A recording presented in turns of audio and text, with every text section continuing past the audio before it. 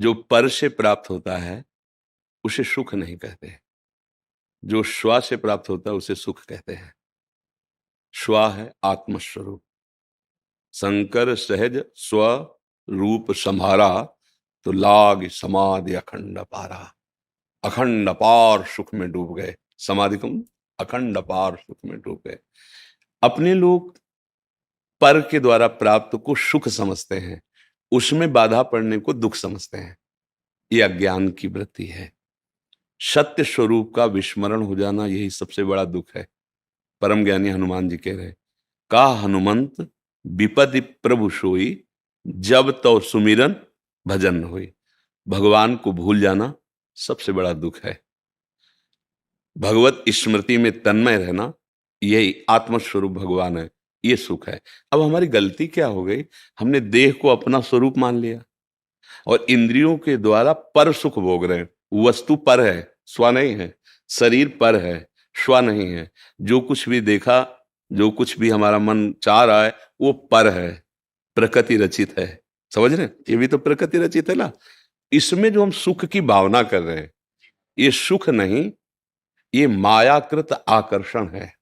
जिसे हम सुख समझते हैं, ये सुख नहीं, सुख की छाया है। समझ पड़ती नहीं, ये मेरे गिरधर की माया है। भगवान जब इसकी रचना किए हैं, तो जैसे दुकान में बोर्ड लगा देना, तो पूरे संसार में बोर्ड लगा लिया, दुखालयम अशाश्वतम। नाशवान हर वस्तु इस दुकान में है और दुख देने वाली है।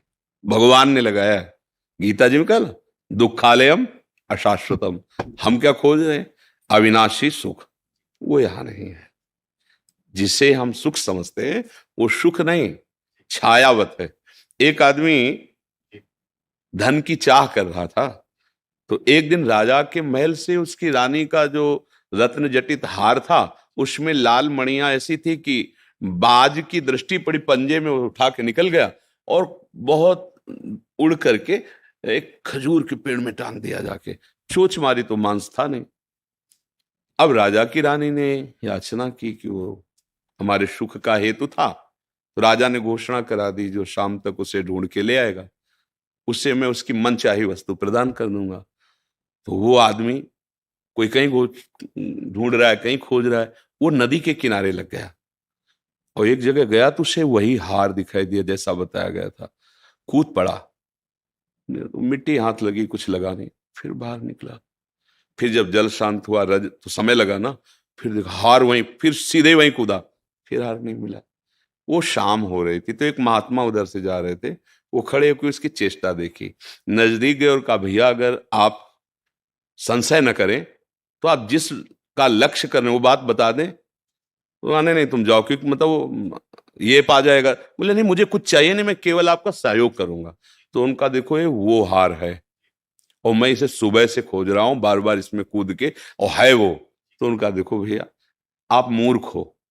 अगर वहां होता तो सुबह से कूद रहे हो, हाथ कीचड़ लगा, हार मिल जाता।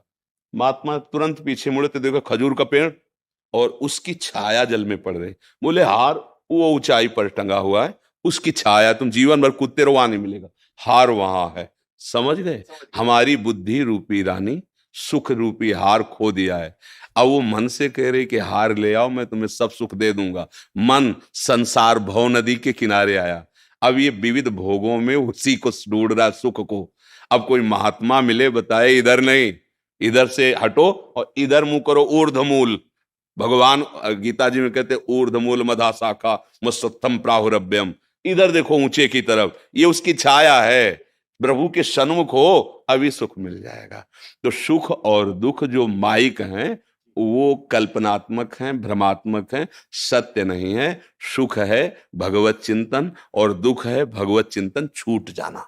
अगर ये बात समझ में आ गई तो सब समझ में